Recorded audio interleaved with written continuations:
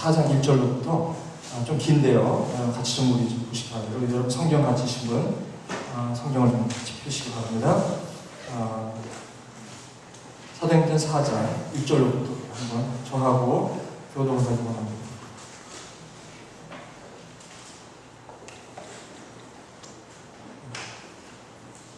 준비되셨습니까? 제가 여러분이 읽을 차례도 제가 읽습니다. 사도들이 백성에게 말할 때에 제사장들과 성전 맡은 자와 사두개인들이 이르러 백성을 가르치마 예수를 죽이자는 것에서 보아하니 도저히 저희를 잡음에 날이 이미 저문 거로 이튿날까지 가두었으나 말씀을 들은 사람 중에 믿는 자가 많으니 안대수가 하고 전역하였더라. 이튿날에 관원과 장로와 서기관들이 예루살렘에 모였는데 제사장과 가야와 요한과 요셉과 및 대제사장을 군주인 다 참여하여 사도들을 가운데 세우고 묻되 너희가 무슨 권세와 네 이름으로 이 일을 행하였느냐? 베드로가 성령을 충만하여 백성의 마음과 청천하라. 만일 병인에게 행한 착한 일에 대하여 이 사람이 어떻게 구원을 얻었느냐고 오늘 우리에게 질문하면 너희와 모든 이스라엘 백성들은 알라. 너희가 십자가에 못 박고 하나님이 죽은 자 가운데서 살리신 나사렛 예수 그리스도의 이름으로 이 사람이 건강하게 되어 너희 앞에 섰느니라. 이 예수는 너희 건축자들의 버린 돌로서 집 모퉁이의 머릿돌이 되었느니라. 다른 교수는 구원을 얻을 수 없으니 천하 인간의 구원을 얻을 만한 다른 이름을 우리에게 주시옵소서. 저희가 베드로와 요한이 길판 없이 바람을 보고 그 본래 학문 없는 범인으로 알았다가 이상히 여기며 또 그 전에 예수와 함께 있던 줄 알고 또 병난 사람이 그들과 함께 선포하고 희나는 말이 없느니라. 명하여 공회에서 나가라 하고 서로 문언하여 가로되 이 사람들을 어떻게 알고 저희로 인하여 유명한 표적 나타난 것이 예루살렘에 사는 모든 사람에게 알려졌으니 우리도 부인할 수 없는지라. 이것이 민간에 퍼지지 못하게 저희를 위협하여 이 후에는 이 이름으로 아무 사람에게도 말게 하자 하고 그들을 경계하여 도무지 예수 이름으로 말하지도 말고 가르치지도 말라 하니 베드로와 요한이 대답하여 가로되 하나님 앞에서 너희 말 듣는 것이 하나님 말씀 듣는 것보다 옳은가 판단하라. 우리는 모든 것을 말하지 아니할 수 없다 하니 함께 21절 함께 읽을까요? 시작.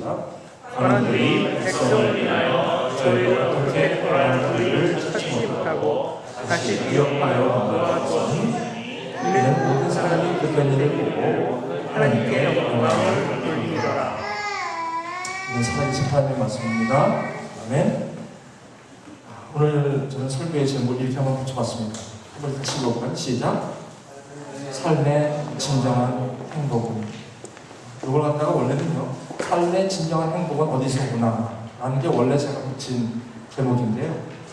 그걸 좀 잘라놨고 너무 길어서 삶의 진정한 행복, Genuine Happiness in Life 라는 제목으로 하나님의 말씀을 여러분에게 증거합니다. 먼저 이 말씀을 선포하기 전에 제가 여러분과 제가 읽은 말씀을 잠깐 컨텍스트를 좀 여러분하고 나누려고 합니다. 1절에 사도들이, 여기서 사도들이라고 하면 유다가 제 길로 간 이후에 마띠아를 12 제자 중에 선출한 후에 성령이 임하시면 권능을 받고 사마리아와 예루살렘과 유대와 사마리아 땅까지도 내 증인이 된다고 하셨죠. 그래서 사도행전 2장에 오순절을 펜테코스트 오순절이 임하면서 성령 하나님이 성령께서 각 사람에게 empowerment 다시 말하면 성령이 각 사람에게 임하는 것을 empower 한다고 하죠. 파워라는 단어에 그 동사를 써서 파워가 능력이 주어지다라는 뜻입니다. 그러자 이제 능력을 받은 사도들이 미문을 성전 미문을 들어갈 때 거기에 아주 사도행전 3장은 나면서부터 안진뱅이 된 사람 한 사람을 소개합니다. 그래서 하나님의 말씀으로 예수 그리스도의 이름으로 그 안진뱅이가 일어나는 미문에서 구걸했던 그 안진뱅이가 일어나는 그러한 표적이 있습니다. 그래서 그 표적이 일어날 때 많은 사람들이 베드로와 요한이 그들의 경건을 통해서 그들의 개인의 능력으로 그러한 일이 일어난 것을 오해하지 않게 하기 위해서 솔로몬 행각에 사람들이 많이 모이는 그 장소에서 분명하고 아주 또렷하게 그 안진뱅이가 일어난 것은 베드로의 개인적인 godliness, 그 경건을 통해서 일어난 것이 아니라 the power in the name of Jesus, 예수 그리스도 안의 이름의 능력으로 되었다라고 아주 구체적으로 복음을 설명을 하는 장면입니다. 아주 후련하게 설명을 하고 났을 때 그때의 그 당시 성전 중심의 제사장들과 사두개인, 부활을 믿지 않는 세두시들이 있었어요. 산헤드린이라는 71명의 공회원들로 구성된 어떻게 보면 그 시대의 그 상위 계층들이 이 성전을 중심으로 자기네들의 부와 권력을 유지하고 있었던 이 당시에 사도들이 성전 안에서 성전 그 미문 앞에서 안진뱅이였던 그 사람이 예수 그리스도의 이름으로 일어나 걷는 모습 가운데 많은 사람들이 놀라고 있었습니다. 그때 많은 사람들이 솔로몬 행각에 모여 이게 어떻게 된 일이라고 설명할 때 바로 이 제사장들과 사두개인들과 성전 맡은 자들이 굉장히 심히 걱정을 하면서 사도들을 일단 붙잡고 봅니다. 그러면서 이제 얘기를 합니다. 백성들을 가르침과 예수를 들어 죽은 자 가운데서 부활하는 다시 말하면 복음, 가스펠, 유앙겔리온, 복음을 정확하게 전합니다. 복음을 정확하게 전하니까 싫어할 수밖에 없습니다. 왜냐하면 제사장들과 사두개인들과 성전 맡은 자들은 어떤 변화를 싫어합니다. 왜냐하면 자신들이 갖고 있는 권리와 어떤 부와 어떤 그런 본인들의 권력들을 포기하고 싶은 마음이 없는 것입니다. 그런데 이 사도들이 행한 모든 일련의 일들이 장안을 떠들썩하게 하며 많은 사람들에게 충격을 주고 있었던 시대입니다. 그래서 제사장들과 사두개인들은 이들을 잡게 됩니다. 3절 보니까 저희를 잡은 이유는 뭡니까? 부활하는 도를 전한 것 때문에 잡았습니다. 여기는 아무 이유 없이 잡아갈 때입니다. 그래서 저희를 잡아서 즉시로 처리하려다가 참습니다. 왜냐면 날이 저문 거로 여기는 날이 일찍 저뭅니다. 6시면 하루가 끝나서 그래서 6시 이후에는 어떤 일을 감당하지 않도록 되어 있어요. 그렇기 때문에 이미 날이 저문 거로 이튿날까지 가두었다라고 합니다. 그러면 사도들은 이튿날까지 아무 이유 없이 감옥에 잡혀있는 상황입니다. 4절에 말씀을 듣는 사람 중에 믿는 자가 많다. 남자 수가 약 5천이 되었더라. 3절하고 4절하고 굉장히 많은 차이가 있어요. 갑자기 사도들이 감옥에 잡혀있는 그런 내용을 말씀할 때 바로 누가는 그 간격이 너무 해서 이 말씀을 쓰다가 3절과 4절 사이에 조금 설명이 필요한데 그렇게 하지 않습니다. 곧바로 4절을 선포하는데 말씀을 들은 사람 중에 믿는 자가 많다라고 얘기하고 남자 수가 약 5천이 되었다면 남자보다 더 빨리 믿는 게 자매들인데 아마 5천 플러스 더블 하면 15,000명쯤 되지 않았나. 남자와 여자 다 합해서 이튿날에 관원과 이건 제 스페큘레이션 여러분 믿지 마십시오. 이튿날에 관원과 장로와 서기관들이 예루살렘에 모여서 이제 대제사장 안나스와 가야바 이 사람들은 누구냐면 바로 50일 약 한 50일 더 됐군요. 한 몇 개월 전에 예수 그리스도를 십자가에 못 박혀 죽게 한 장 본인들이 바로 6절에 나온 사람들이죠. 그들 앞에 세웠습니다.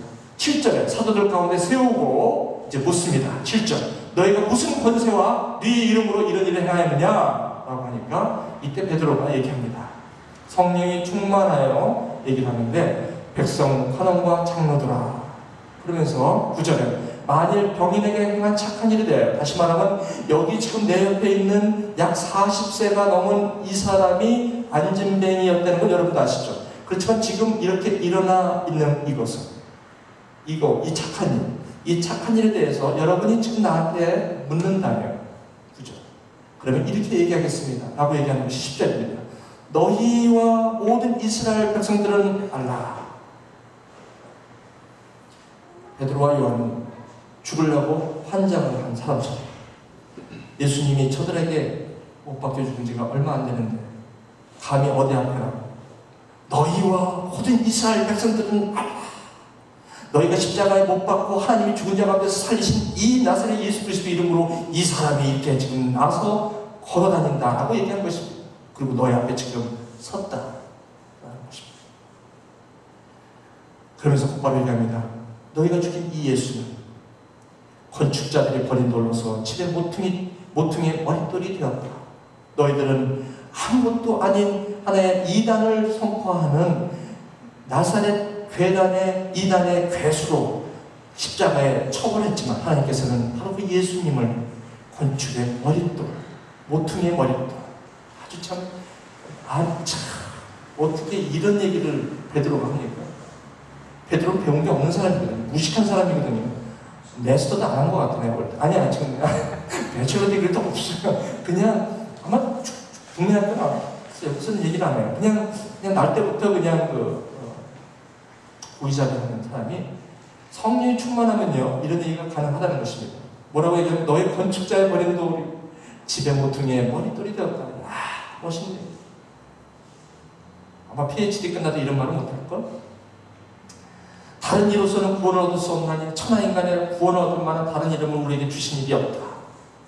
예수님에 대한 복음의 아주 핵심을 여기서 얘기합니다. 13절에 저희가 베드로와 요한이 기탄 없이, 여기서 기탄 없다는 것은 너무 확신 가운데 아무런 거리낌이 없이 100% 확신을 가지고 말하는 걸 보고 그랬더니 그들이 놀랍니다. 뭐라고 놀랍니까? 13절, 그 본래 학문 없는 범인으로 알았다가 이상히 여기는 것입니다. 이게 참 중요하죠.